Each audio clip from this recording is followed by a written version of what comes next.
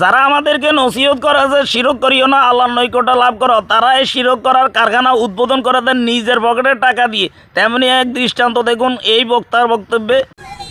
এর জন্য আমি প্রথম মন্দিরের জন্য অনুদান নিয়ে আসছি।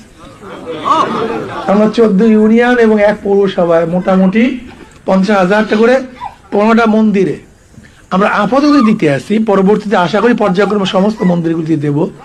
মাদ্রাসা মসজিদগুলো আস্তে আস্তে দেওয়ার চেষ্টা করে, বাকি আল্লাহ পাকের ইচ্ছা। এই বক্তার বক্তব্য তো শুনলেন, এবার আহমদুল্লাহ হুজুর কি বলেন তা শুনুন তো। মন্দিরের জন্য দান করতে বলে তা করা যাবে কিনা? ভাই, মন্দিরে আল্লাহর সঙ্গে শিরিক করা হয়, আল্লাহর সঙ্গে শিরিকের কাজে সাহায্য করলে সে মুশরিকদের অন্তর্ভুক্ত হবে, স্পষ্ট কথা।